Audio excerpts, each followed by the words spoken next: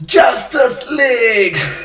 Hi everyone, it's me, and today, Justice League, the truth you don't see. Let's go.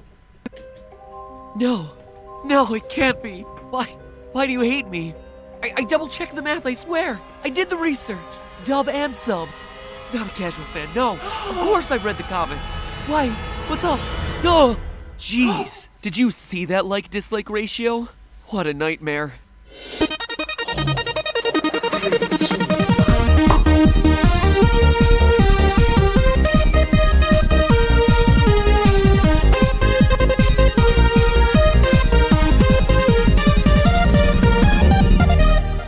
Hello, Internet! Welcome to Film Theory. Hello Internet, welcome to Film Theory. Hello!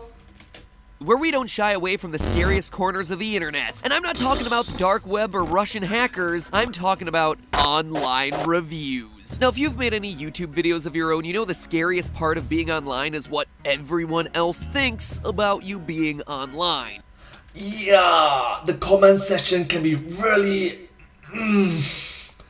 Yeah. In a place where everyone is an influencer in some way and can review anything at any time, there's some serious stress when it comes to putting yourself out there to be judged. I mean, just look at me. To a lot of people, I am the literal cancer of the internet that they just can't chemotherapy away. No. Sorry guys, I can't help it if people take my theories just a wee bit too seriously. But YouTubers are nothing compared to the paranoia of big movie studios, where the biggest companies on the planet spend the biggest dollar amounts on the planet to make sure that you're getting the best impression of their movie, whether it's through cool marketing gimmicks like recreating the entirety of Westworld, or just telling you that Ebert and Roper gave it 35 thumbs up. Movie reviews that come out before anyone has had a chance to see a movie can mean the difference of millions of dollars at the box office. No, it's not millions of dollars, it's multi-millions of dollars. It's not just simple millions of dollars, right? So if it's that important, people will take it more seriously, right? Just look at one of the best examples from last year, Justice League. One of the most intensely judged and also Which Justice League? Is it the Zack Snyder's cut? least watched movies of 2017. Critics hated it, fans were divided about it, and by the time it came out, almost no one went to see it. Even more bizarrely though, for a movie that didn't have itself a lot of viewers, it certainly caused an all-out internet war on places like Rotten Tomatoes, a site that is known for tanking box office sales if it puts out a bad review score. Things got so heated that it wasn't all that surprising when accusations of review rigging started to pop up, claiming that the reviews weren't from real moviegoers, but were instead from the scourge of the internet, bot accounts. Seriously, accusations surfaced all across the internet on both sides of the aisle, with one side claiming that Marvel and Disney unleashed bots with Marvel bias to tank the performance of Justice League, and on the other side there were accusations that DC had to create fake bot reviews so that they could still claim that people liked the movie in the first place. And honestly, if you stop and think about it, can you blame any of this suspicion? Take one look at the reviews on Rotten Tomatoes for Justice League, and it definitely seems like something fishy's going on. An 80% audience approval rating? I gotta say, that made me do a little bit of a double take, especially when you compare it to the critic score of 41%.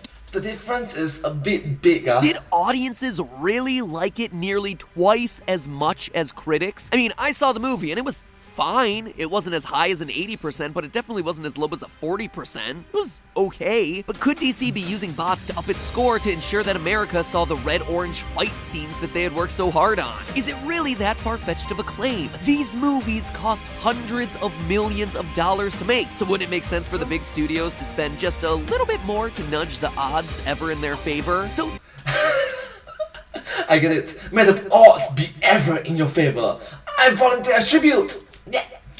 That, ladies and gentlemen, is the episode of today. Explore the world of bots in order to determine whether the reviews of Justice League were influenced either for the good or the bad by a bot army attack. Don't just believe the speculative headlines. Today, the truth shall be revealed. Every day, more and more stories seem to start circulating about bots. Bots rigging elections, Yelp bots rigging reviews of restaurants. But to understand how bot systems work and to figure out whether it's possible for movie studios to rig a system like Rotten Tomatoes, we first have to have a solid understanding of what bots actually are. The term gets thrown around quite a bit, but do you actually know what a bot is? Before researching this episode, I thought I did, but the world of internet botting is a much deeper rabbit hole than I first realized. Wow. So there's Bots. I know bots. Bots is like robots like that. I use bots a lot of times when I was live streaming, like right now. Web robots, or bots for short, are basically an online program that can do a whole bunch of little tasks automatically without anyone actually having to control what's going on from the computer. In theory, they're awesome. They're basically the worker bees of the internet that can complete the same task over and over and over again without a human having to waste the time to do it. And in a lot of cases, they are a good thing. There are new stories coming out about bots being able to help make people's jobs easier, from answering tech support questions without keeping customers on hold for hours, to stopping streams of negativity and harassment on social media. 75% of executives at the world's biggest companies say that using bots for things like talking to customers isn't just an if, it's a win. So then, what's the big problem here? Well, the issue is that the technology is getting so good that you can't tell a bot from a person, which makes it almost impossible to trust anything that you see said on the internet. To show you what I mean, let's take a look at one type of bot, the IRC bot. The IRC, or Internet Relay Chat Bot, Internet Relay Chatbot can be designed to look like a person on any website that has a chat function. The IRC bot can be designed to automatically reply to someone with helpful information, anything from the weather to the best temperature to cook a steak, but it can also be programmed to respond to specific language cues.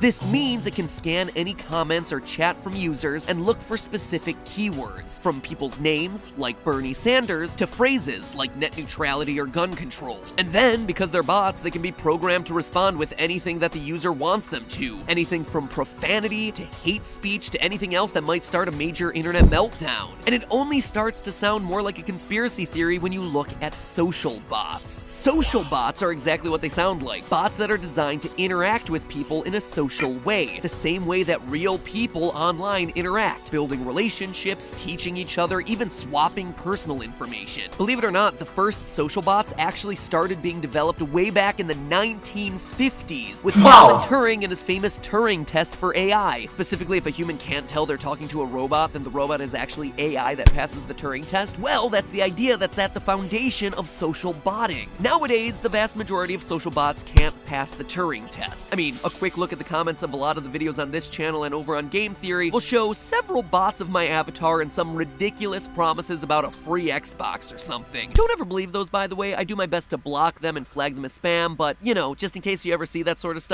it's not from me. You can tell my real comments because 99% of the time they contain a cringy joke. And I swear I only do that to differentiate myself from the bots. You believe that, right? But just because we're not creating full AI yet doesn't mean that we're not moving in that direction.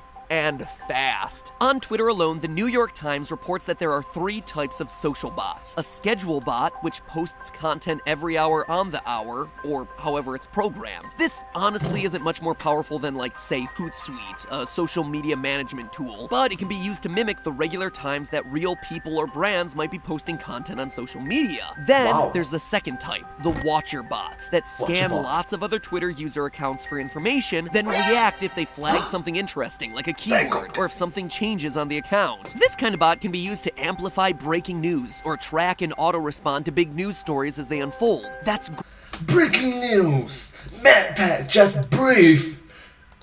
Okay.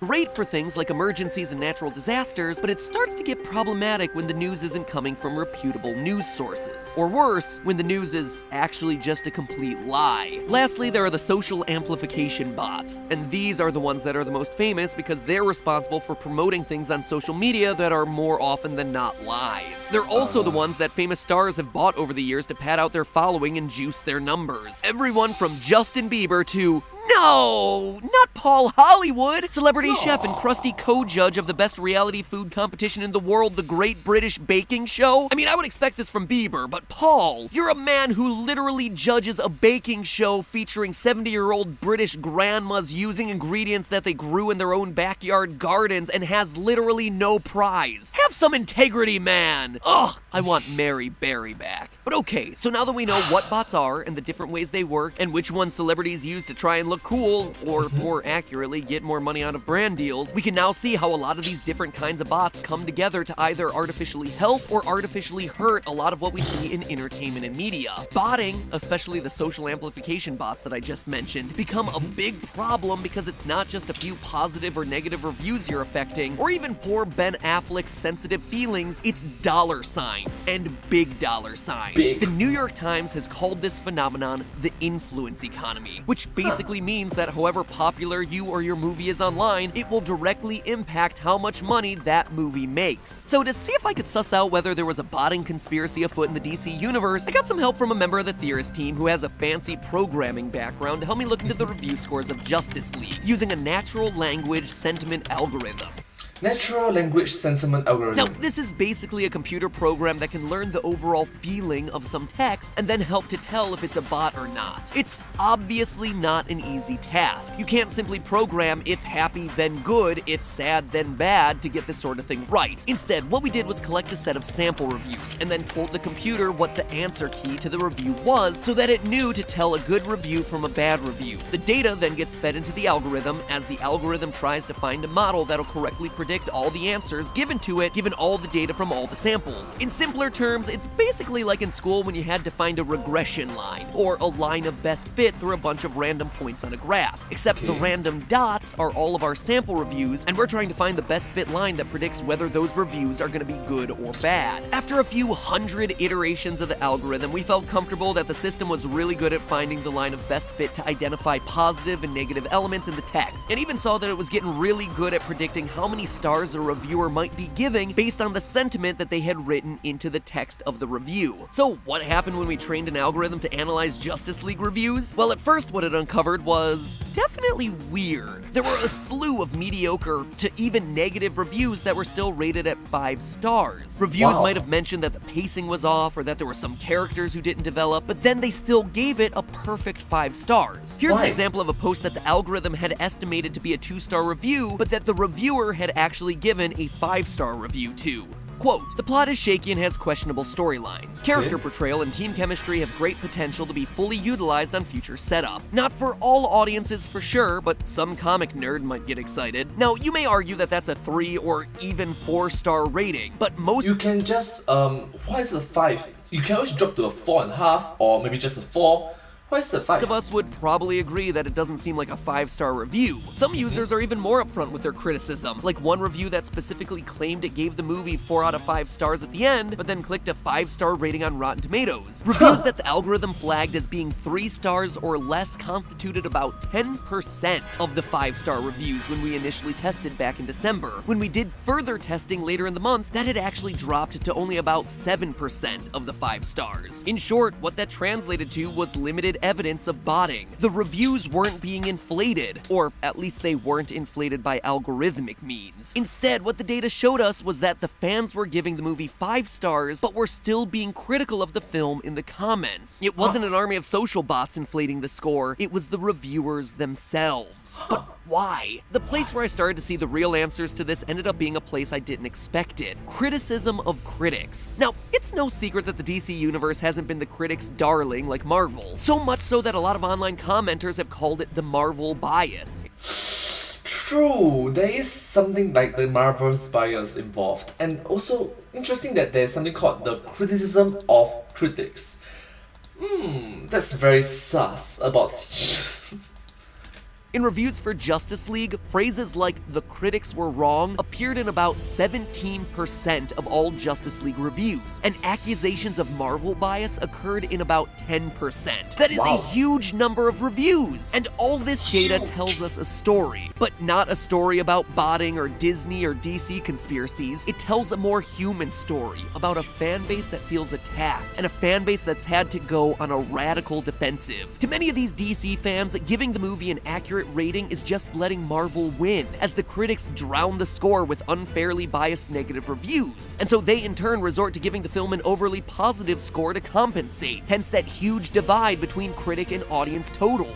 That is the true story here. And honestly, I thought about leaving the episode here, stating that after a lot of research and even going so far as to develop our own bot detecting algorithm, that there was no inflation of scores going on, that this is actually just about a really passionate fan base trying to save their favorite franchise from extinction. But I don't think that I would be doing the movie or the fan base any favors by not asking the obvious question here. Are giving extra 5-star ratings going to help the DC fans get what they want? With such a large disparity between the ratings and the sentiment of the reviews, it seems clear that DC fans could be happier with the movies that they're receiving. So could more honest reviews actually help fix the DC universe? Well, not to show any Marvel bias, because honestly, I really don't care. I'm just rooting for any kind of theorizable superhero movie that I can make episodes out of and that are enjoyable to watch. But this situation actually did happen in the MCU. At a meager 66% critic review and 77% audience approval rating on Rotten Tomatoes, Thor: The Dark World is one of the worst rated MCU films, and that made Chris Hemsworth, aka Thor, take notice. An especially scathing review by Kevin Smith convinced Hemsworth that he needed to step in to make major changes happen across the look and story of the next Thor movie. He got really into the details, even specifically mandating that Thor needed to cut his hair and lose his hammer Mjolnir. It's important to note that it was because Kevin Smith is such a Marvel fan that his review hit so close to home. Quote, "Hearing someone like Smith, who represents the fanboy world, was such a kick in the ass to change gears." Yes, think about it. Everybody can just say the same words, you know, like what makes you stand out? Why are you doing this? What are you doing it correctly? But if it's someone that you respect, if it's someone that holds position, if it's someone that that you know and you trust and you understand that what he meant is true, what he meant is really kind for you, is really important, their words have more meaning, even though what you say, even though what we say can be the same words, same phrase. Different people, when different people says it, it has different meaning. Yeah. We sort of had nothing to lose. Different People importance. didn't expect what we did with it this time around. End quote. Ultimately, it wasn't some fancy critic review or a highbrow article in the New Yorker that made the filmmakers rethink future movies. It was a really passionate fan who leveled fair criticism at them. And it worked. With a 92% critic approval and 88% audience approval rating, Thor Ragnarok proved that the studios can make better movies when they know what they need to do. Not only that, but that same review from Kevin Smith was credited all over the place as to the reason why Thor Ragnarok was so much better than the previous movie. Think about it. It doesn't always have to be positive criticism. It doesn't always have to be negative criticism. As long as if constructive criticism is not destructive criticism. Alright? Remember one more time? It's constructive, it's not destructive. Right? Make sure that people improve upon it, so that next time we can improve, next time there's benefit, next time we'll be better. Right? It is this kind of constructive criticism that want the well-being for the franchise, for the story, for you, which helps grow each other.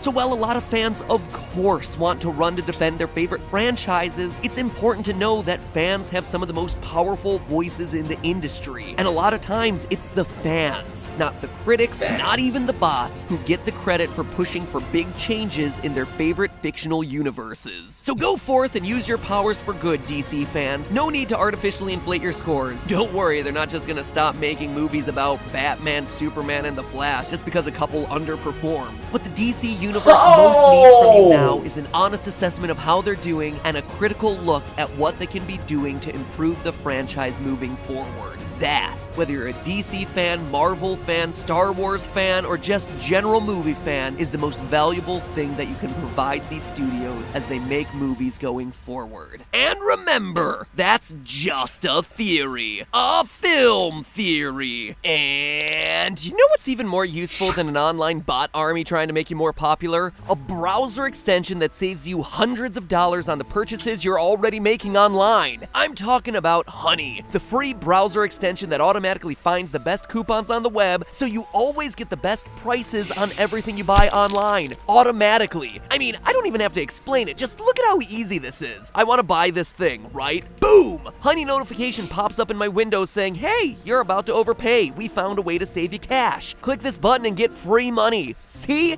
This is technology reaching its true purpose here, people. Saving me money. That is a wad of cash that I would be needlessly handing over if it wasn't for Honey. And Honey works at all the places where you actually want to buy things too, like Amazon, Macy's, eBay, even travel sites like Expedia for buying your plane tickets home, or Papa John's to buy you things like pizza. Honestly, with the money Honey's saving me, I've been able to treat old Team Theorist over here to some nice group lunches. Or at least I was treating him to some nice group lunches until Jason overdosed on Chipotle burritos and then we all had to suffer the consequences. Anyway, you too can be like Jason and have your pants full. Only your pants will be full with all the cash that you're saving thanks to Honey. It literally takes 2 clicks to install. So rub your mouse all over that link below to add Honey to your browser for free right now, or just go to joinhoney.com/filmtheorists. That's the link below, or joinhoney.com/FIL. You know what? That's just stupidly long to type into your URL bar. Just literally click the link in the top line of the description.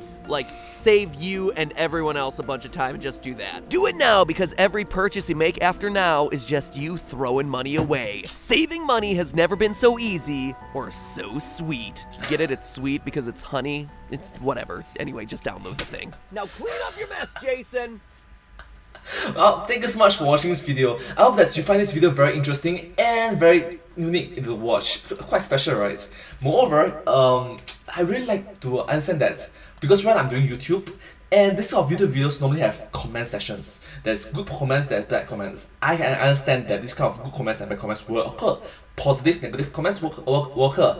Positive criticism, negative criticism will appear. But I want to stand by the point in which, if you want to give criticism, please give constructive criticism and not destructive criticism. Once again, give constructive criticism and not destructive criticism.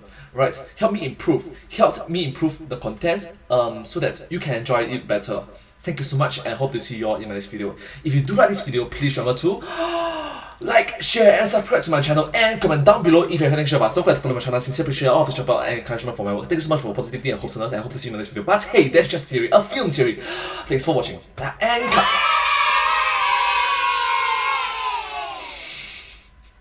Oh my god, that was way too fast. Anyways, hope to see you in my next video. Thank you so much. Subscribe! Oh, seriously, subscribe.